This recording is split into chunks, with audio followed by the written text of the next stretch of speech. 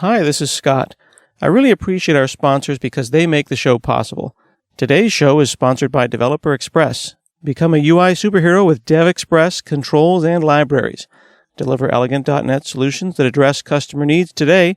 By leveraging your existing knowledge, you can build next-generation touch-enabled solutions for tomorrow. You can download your free 30-day trial at dx.hanselminutes.com. That's dx.hanselminutes.com.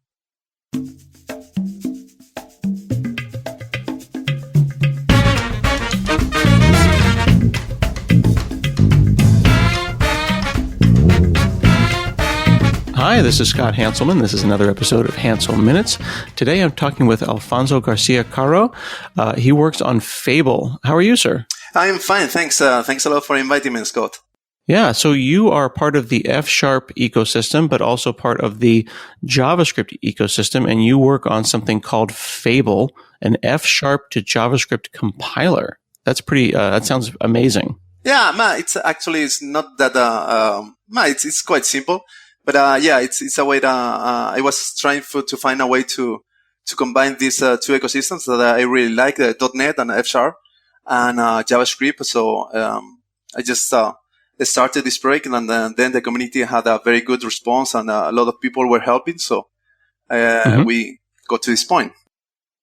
So it sounds amazing to me, just because I think that even after all these years of developing software, when I see a compiler or a transpiler or any kind of transformative technology, it seems impossible and amazing to me that you could take something like F# and turn it into JavaScript. But you're saying no problem, not a big deal. Of course, it requires a lot of work, and especially it's not. It's if you have a look at the source code of Fable, it's not so many files. It's the core is like less than 10 files. There are big files. It's around 1,000 lines, but there are not that many. And we can do that because thanks to other projects like the F# compiler itself, which exposes all the F# AST, and it's kind of similar to Roslyn. So it's really easy to manipulate the AST. I don't need to worry about parsing the text or type checking anything. And also we have this other project in the JavaScript ecosystem that is Babel, that is currently used but most of the JavaScript developers, so they can use modern JavaScript, but they still compile to all JavaScript. It's compatible with all browsers like Internet Explorer or something like that. And Fable is kind of a bridge between the F# compiler and Babel, so I don't have to worry about either parsing the F# text or generating actual JavaScript text. I can just generate AST, that's abstract syntax tree. Sorry, for people who don't know the acronym. And Babel will take care of just generating the JavaScript for me. So that's wow. That's all the magic that is in it. So let me parse what you said a little bit, because there was a lot of good information there, but it was a little bit dense. There was a lot of stuff there. Yeah, so sorry. You said AST, an abstract syntax tree. And I think when people naively think about compilation, they think about, like you said, parsing text. Mm-hmm. So Fable doesn't have to do any manual text parsing at all. Is that correct? Yes, that's correct, because all the work is already done by the F# compiler. Okay. So then the input into Fable is that abstract syntax tree, and that's just like a DOM for your code? Yes, something similar. Yeah. This is a very good analogy. Yeah. Okay. So you've got this syntax tree that represents the intent of your code. I say a DOM, a document object model, because we used to have a thing called the code DOM. Mm-hmm. But the idea is it's a data structure in memory that represents the code, like all the way compiled or on its way to being compiled? Basically the F# compiler takes this AST or code DOM, and it converts it to IL, so intermediate language for compiling to the .NET bytecode. But I can sneak in this step, and instead of trying to compile to IL, I just can I actually convert this AST to another thing that Babel can understand, and Babel will take care of converting this AST to actual JavaScript code. because as you, for people that don't know a bit of the JavaScript ecosystem, there are actually many targets for JavaScript. So you can target to modern JavaScript, you can target to JavaScript which is compatible with ECMAScript 5, and trying to cover everything is very difficult. But if Babel does all this work for us, that's really, really useful. So Babel is at Babel, babeljs.io. Yes. And this is basically a thing that lets you take kind of like next generation or modern JavaScript and compile it to whatever your browser supports. So you say something like let foo equals 0, and it will go and it'll write whatever var equals or whatever appropriate JavaScript is. And you say there's multiple targets? Yeah, because for example, you can decide if you have a modern app and you only want to target modern browsers like Chrome or Firefox or Microsoft Edge. You can just decide to target to modern JavaScript. So you can have for example, classes that now modern JavaScript has classes. And if you want to have them in your final code, you can have them. But if you want to be compatible with as many processes as possible, you can just compile these classes to all JavaScript that are using just functions and prototype inheritance. So this is also possible. Where does Babel sit as it relates to TypeScript? Because Babel is a transpiler and TypeScript is a transpiler and a type checker. Yeah, actually, it's very similar. It's you say it perfectly. So basically, I think mostly the difference that Babel is just manipulating the syntax and the language, but TypeScript also adds the type checking. So it's a really nice experience especially for C# developers that are trying to do some JavaScript. But and I think actually the last version of Babel is going to be compatible with TypeScript, so you will be able to I don't know about the type checking part. I don't know how they are going to do it, but I think with Babel 7, it's going to be possible to compile TypeScript directly to JavaScript. That's nice. So that means that you choosing to build Fable on top of Babel was a smart decision, and you are set up for the future. Yeah, actually, it was. I was actually at the beginning. I was trying to decide between Babel and TypeScript, but at the time TypeScript didn't allow to generate JavaScript directly from an AST. So I had to first print TypeScript code and then generating. And also the AST of Babel is really simple. You can go to the specs and it's very easy to model from F#. So that's it was printing a prototype and it was working fine. And also the Babel team was really good and really responsive. And every time that when we needed some help, so I think it was a nice, very good decision. And one of the guidelines of Fable is just trying to be a bridge between these two ecosystems and don't try to hide JavaScript, because sometimes there are some tools that try to compile to JavaScript, but they try to hide all of JavaScript to the developers because sometimes it's a bit scary for them. But in our case, we don't want to hide anything, and I think that there are actually very good development tools for JavaScript, like Babel or Webpack, and we try to integrate with them, so to take all the benefits of JavaScript development right now. So Babel is written itself with Node, right? Yes. And Fable is written in what? In F#? Fable has Fable is in F#, but it also has when you are running the Fable compiler, usually you run two processes at the same time, two processes. So you run the net core process that is running Fable. And you also run a JavaScript process in Node usually that runs the Babel part that is going to convert the AST to JavaScript, and also usually you're running also Webpack, which is the bundle that is going to take all the code and put in a single file and other kind of stuff. And especially it's also, for example, we can do hot model replacement, which is basically hot reloading your web page. So when you're working, just modify something in your code and you don't have to do anything. The Fable compiler is waiting there and detects the change, and it can refresh the web page for you. It's actually done by Webpack, but thanks to the integration, we can do this. We can get very, very close to the same experience as a JavaScript developer has nowadays. Wow. I want to come back to that, so I'm not going to forget that, but I want to understand how is Fable passing data around? Is this going just different? Is text files the integration point? Yeah, it's not a very advanced thing. It's just a JSON file. So I have just, if you go to the Fable repo, you'll see that the Babel AST is just modeled with classes, and then these classes are converted to JSON.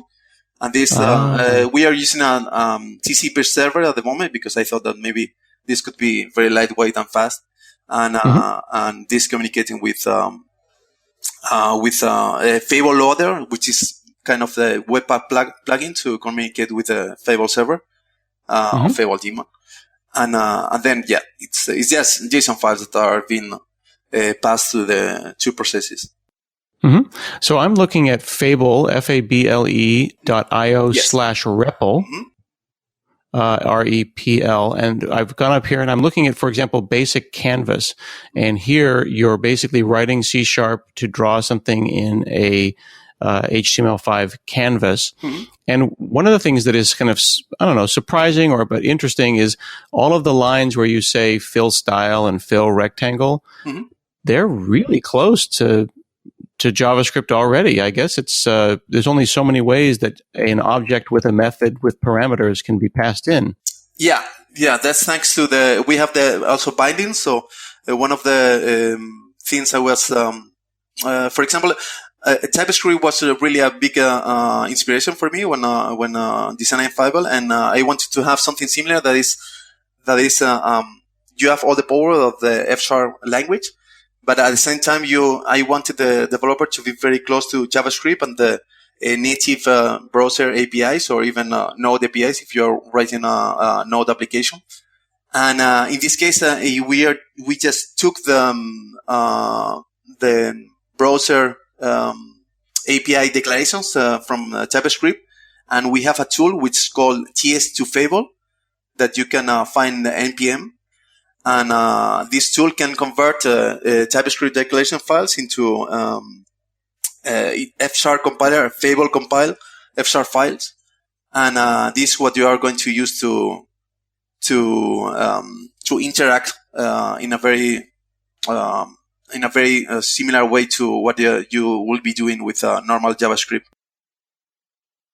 How compatible is this? Does this mean that I can take a huge code base of existing F# code and convert it to JavaScript? Or does this just mean that I can express JavaScript constructs in F#, my language of choice? Yeah, it depends. It's not everything is supported. So, because for example, the BCL is really, really big. So it's very difficult to support everything. And, you can go if you go to fable.io again, actually we forgot to add a link from the repo to the home site.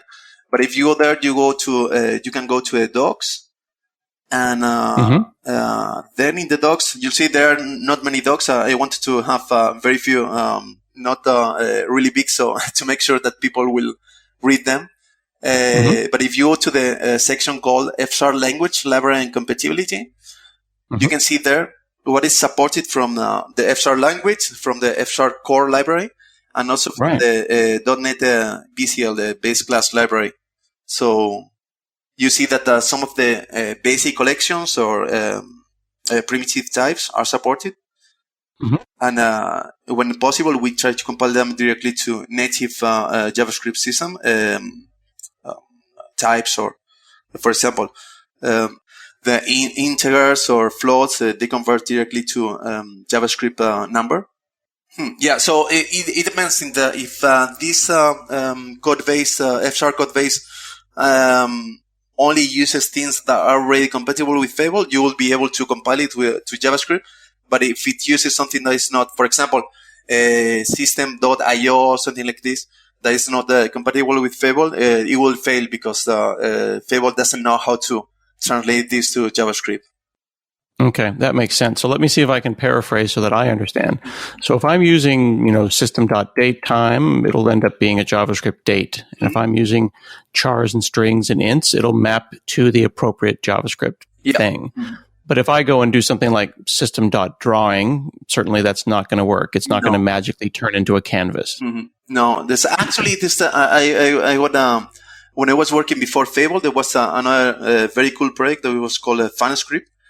And I was contributing to that project as well. And one of the things I tried to do it was some kind of replacement also for the system.drawing. But yeah, I didn't try yet for Fable. I think something a library F# oriented for Canvas will be very nice. But we don't have it yet. Although we have something for Pixie, which is also a library to render with Canvas or using also WebGL. And I think if you go to fable.io/samples -pixie, you can see some of the examples we have. So when you go down to Fable/samples, there's a thing called the samples browser. Yeah. And Pixie, what you're saying, Pixie is PIXI. Yes. Pixie.js, that's a 2D WebGL application. So you can see like moving things around. And there's even a great example of Mario, Super Mario running around and jumping up and down. And there's an example that gets into an interesting question about a thing called Elm and Elmish. Yes. For people who are not familiar with all of these different words, it can be a little overwhelming because here we are a few minutes into a podcast and now we're talking about Fable and Pixie and Elm and Elmish, et cetera, et cetera. So yeah, there are many things. There are many things. So F# code goes into Fable. Fable uses Babel. I keep wanting to say Babel, but using Babel to turn that into modern JavaScript. And then how is Elm or Elmish? What is that, and why is that so inspirational to the F# community? So Elm is a different language. It's also a language that's compiling to JavaScript. It's similar to F#. It's a completely different language because it's not obviously it's not a .NET language, and it's only compiling to JavaScript at the moment, I think. And one of the interesting things of Elm is that it comes with an architecture built in, which is called also the Elm architecture, and it's really nice. And I didn't discover the architecture myself. It was it's not exactly, it's the model view update. It's not exactly only Elm, but it's Elm help popularize the architecture. And another author, Eugene, he created Fable Elmish, which is basically taking this architecture on all the advantages to Fable. So it's I think it's really good that we can use F# and we can take I don't want to reinvent the wheel, and I don't want to make everything the Fable way or something like that. And if something is working, like in this case the Elm architecture, I'm really happy to take it and steal it if you may, and use it. And I don't know, I'll try to explain very quickly what's the architecture about. If you want to know more about it, we have Fable Elmish. You can from the samples browser you can see, or maybe from the home page. I will go ahead and put links to all of the things we've talked about in the show notes. So yeah, you can just make a Google search for Fable Elmish, or just go directly to the Elm lang. What I was going to say was, I find so interesting about this is your, to use an analogy I use a lot, you're snapping Lego pieces together very nicely because you're trying to avoid reinventing or rewriting the wheel. Yes. Which I think is I think it's nice. I mean, there's so many projects try to write stuff over again from scratch. Yeah. And here you're saying it's just not necessary. No, I'm not. I don't want to be the inventor or anything. Yeah, I just started in this project because I like the F# very much, and I wanted to see how it could be applied to the JavaScript ecosystem. And I think also F# is a very nice fit because it has this spirit of a scripting language. So also it has this module system, which is it fits very well with the modern JavaScript modules. So I just wanted to apply, but I don't want to say that I know everything and that I know how to write the perfect web application. So I'm also learning on the ways when the people start to contribute, and I'm also learning a lot from the community that are contributing this thing like Elmis, and now we have also Fulma, which is wrapper or bindings to Bulma, which is a CS framework, very similar to Bootstrap. Sorry, again, I'm just spell that? spitting out names, but Bulma is B-U-L-M-A. Bulma. B-U-L-M-A, Bulma. Yes. That's bulma.io. Yes. That's a CSS framework for Flexbox. Yes, and it's similar to Bootstrap, but it has no JavaScript, so it's very easy to combine it with other JavaScript frameworks. And Fulma, which is the same, just starting with F. It's a library created with by Maxime Majel, and he's it's really fitting very well when you're writing a Fable application with using Fable Elmis and also React. And yeah, it's very difficult to see with to explain it without the code, and I just recommend everybody to have a look at the samples and give it a try. We have the REPL. Unfortunately, at the moment, the REPL cannot load libraries, so the only examples we have in the REPL is about drawing the canvas or things like this. But we are trying to implement this library loading feature so people can try them out. And also we are working we are entering the third year for Fable, and I'm hoping that this is the consolidation year for Fable, and we are just focusing more on the developer experience, because it's true that I got some feedback from people that as it's happening now that I'm talking, I'm saying many words that it can sound foreign for people that are not used to JavaScript ecosystem. So it's a bit difficult. Some F# developers, they told me that it's a bit difficult because Fable requires at the beginning a bit of knowledge of the JavaScript ecosystem. So we want to automatize things. We have already this a good step because we are using .NET SDK templates. So if you go to Fable.io and you go to the Get Started section, you can just in very few steps in a couple of minutes you can have a Fable app running. So, but we want to still improve the experience. So it's easier for developers to start without having to know about Webpack, for example, which can be a bit daunting at the beginning because it has some complicated configuration files. But yeah, we are building a nice stack. And also on the server side, of course, we have this Suave or the new Giraffe server that is using ASP.NET Core in the background.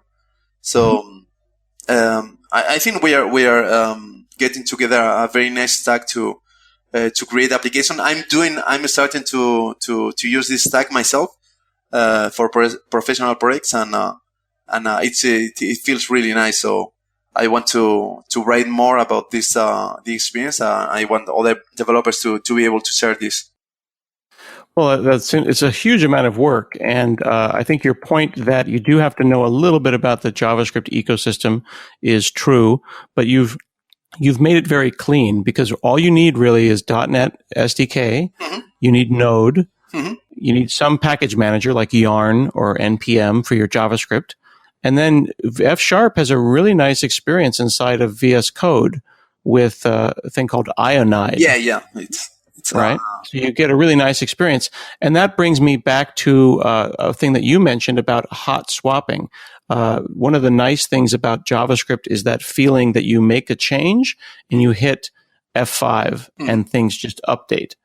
And I understand that F# can do something like that as well with Yeah. this hot module swapping. Yeah, and not even you don't even need to hit the F5. So just hit Control S. So you just save the file, and the page will reload. And not even reloading, because when you're using this hot module replacement feature, it's just injecting. It's something this something done by Webpack. So we had to do, and I didn't do it myself. It was Maxime again. Who make this Fable compatible with hot module replacement, and Webpack will inject the new code. So this is very good because especially when you have an application and you have some state and you don't want to restart things again, and so you just inject the code and you can see the changes, and but you don't have to. For example, you are testing a formulary or something, and you don't want to type everything again. So the changes will be seen without altering the state of the app. And it's really, really a very nice experience. So, for example, I'm working with a couple of monitors, and I can just type and I see the changes happening live on the other monitor, and I don't even need to worry about changing the environment. So it's really nice. And also there are other tools for debugging, like Redux dev tools. Even it's in spite of the name, they are compatible with other frameworks, and also with the Elmis framework. And you can just record all the states that you can just have a history of all the snapshots of the states you've been doing in your application, and go back time traveling in your app. And yeah, sorry that it's difficult to explain very quickly, but you can go to the examples and the blog post, and you can have a feeling of the experience using these tools. Yeah. I would not, don't sell yourself short. It's always hard to explain such things on a podcast, and I think you're doing a fine job. So when people plug all these things in, it's a number of small, kind of single tasked components. And, you've talked about how you leverage Yarn, and you leverage Babel, and you leverage these different tools so that Fable doesn't have to do more than its kind of single responsibility, which is a very Unixy perspective and a very clean way to do things.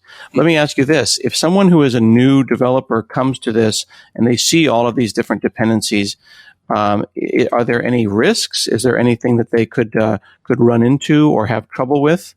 If because everything seems to be kind of 0 point something version, and I wonder if people might wonder if this is really something ready for production. Yeah, I think definitely Fable is ready for production. If you go to the site, you'll see at the bottom of the page there are samples of companies that are already using Fable in production. I use Fable myself in my professional projects, and I think that we use things that are really well supported. And for example, we use Elm, the Elmis architecture that is being proved by all the Elm users. And also has inspired frameworks, JavaScript frameworks that are very widely used nowadays, like Redux, for example. And we are using for the rendering, we are using mainly React. That I probably don't have to talk about it because it's very famous. This Facebook library now. So yeah, we don't take so many dependencies. It's true that when you see npm and you open the Node modules folder, it looks like a lot of dependencies, but it's actually it's all tools that are really used by thousands of JavaScript developers, and they are really well supported and very well tested. So we are just as they say, standing on the shoulders of giants. So I don't think you need to worry about that. And we have also this because one of the contributors to Fable and the ecosystem is Stephen Forman, who is the author of Packet, which is this package manager, which actually is something that we use for Fable. We use Packet for the .NET NuGet dependencies, and Yarn or NPM, but the community usually uses Yarn for the NPM dependencies. And the important thing is that we use this log file that will lock the versions of all dependencies. So it means that if you come back to an application 6 months later, you just install everything, and the log file will install exactly the same versions that you are using. So even if the packages have been updated, you are sure that this won't break your application. It is really, I can say it is really easy to get started. Once you have .NET Core, and I just installed Yarn. All I had to do was say .NET New and install the Fable.template.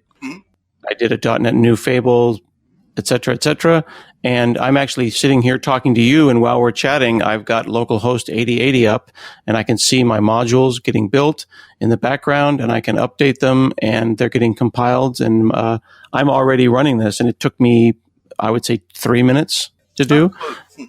So I would definitely encourage people to check it out. This is just going to Fable.io and going to Getting Started. It's a pretty great example of the .NET community making something, completely on their own that is really exceptional, and it fits nicely with the JavaScript community. So this could be the bridge that the listeners are looking for, to bridge their love of .NET and their love of JavaScript. Yeah, absolutely. I think sometimes there is like this some people that they mock JavaScript, and sometimes it seems that the reason of having this compared to JavaScript is because people say that JavaScript is really bad, and they don't want to use JavaScript, but at some point they have to do some web front end development. But I don't want Fable to be out of this spirit. I like JavaScript. I like TypeScript. And I think, of course, you need to know the weak points, also the strong points. But I like very much this development experience where you just see the changes happening in real time in your code and your application. So I want to have this experience, and I want Fable users to have the same experience. So and it's really easy. We have if you go also to the documentation, you'll see there's a documentation, there's a page about the interaction with JavaScript. And also one of the guidelines of Fable design was to make really, really easy to interact with JavaScript. I can say that right now it's even easier interacting from F# with JavaScript with Fable than sometimes from F# with C#, even if they are both in the same .NET platform. Because we are using this modern JavaScript model, so we can import anything, any function from JavaScript, and we can also export code from F#. So we have some example in this Channel 9 interview that you can go from the Fable.io site. We show an example of an application that we are importing JavaScript code, and then we're exporting this F# code to the JavaScript, and then we are sending it back. And so it's very easy to see how easy it is to interact with the JavaScript. So if you need to use any library, or if you can get some code from Stack Overflow in JavaScript or something like that, so it's really a matter of seconds to just import into your F# project using Fable. Fantastic. Well, thank you so much, Alfonso Garcia-Caro, for chatting with me today about Fable and the growing F# and JavaScript community. Thank you. So thanks to you, Scott. This has been another episode of Hansel Minutes, and we'll see you again next week.